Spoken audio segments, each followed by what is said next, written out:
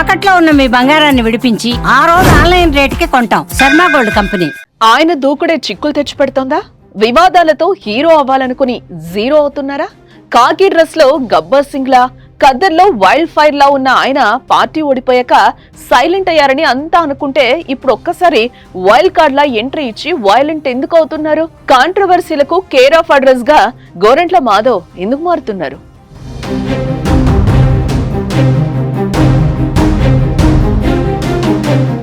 హిందూపురం మాజీ ఎంపీ గోరంట్ల మాధవ్ గురించి తెలుగు రాష్ట్రాల ప్రజలకు ప్రత్యేకించి పరిచయం ఏం అక్కర్లేదు.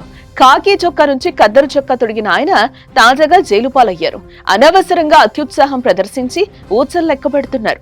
వైసీపీ అధినేత వైఎస్ జగన్ సతీమణి వైఎస్ భారతీరెడ్డిపై ఐటీడీపీ కార్యకర్త చేబ్రోలు కిరణ్ అసభ్య వ్యాఖ్యలు చేయగా అతన్ని పోలీసులు అరెస్టు చేసి వాహనంలో గుంటూరుకు తరలిస్తున్న క్రమంలో గోరంట్ల మాధవ్ నానా హంగామా చేశారు. కిరణ్ ను తనకు అప్పగించాలంటూ వాగ్వాదానికి దిగారు. దీంతో పోలీసులు మాధవ్ ను అరెస్టు చేసి న్యాయస్థానం ఎదుట హాజరుపరచగా న్యాయమూర్తి 14 రోజులు రిమాండ్ విధించారు. దీంతో గోరంట్ల మాధవ్ తో పాటు పోలీసుల విధులకు ఆటంకం కలిగించిన 5గురిని నెల్లూరు జైలుకు తరలించారు.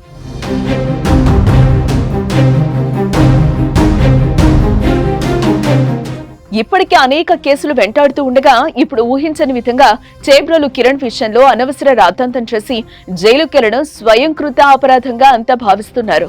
నిత్యం వార్తల్లో ఉంటూ హైలైట్ అవ్వడం కోసం కాంట్రవర్సీలకు కేర్ ఆఫ్ అడ్రస్ గా మారుతున్నారనేది రాజకీయ నిపుణుల అభిప్రాయం. అధినేత దృష్టిలో పడటానికి ఇలా పాటలు పడుతున్నారనేది కొందరి వాదన. వచ్చే ఎన్నికల నాటికి పొలిటికల్ గా మళ్లీ పుంజుకునేందుకు ప్రయత్నాలు ఇప్పటి నుంచే మొదలు పెట్టారని, అందుకు తన దూకుణ్ణే మంత్రంగా వాడుకుని ముందుకు వెళ్తున్నారని గుసగుసలు వినిపిస్తున్నాయి. తనకంటూ ఒక నియోజకవర్గం ఉండాలనే ఉద్దేశంతో రాప్తాడుపై గురిపెట్టినట్టు కూడా పొలిటికల్ సర్కిల్స్ లో జోరుగా ప్రచారం జరుగుతోంది.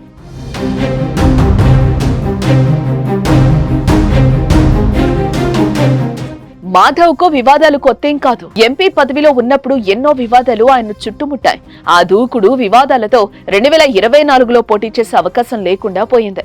అయితే ఇక తగ్గుతారని అంతా భావించిన మాధవ్ మాత్రం అదే దూకుడుతో మళ్లీ కొత్త ఇబ్బందులను కొని తెచ్చుకుంటున్నారనే చర్చ రాజకీయ వర్గాల్లో జరుగుతోంది.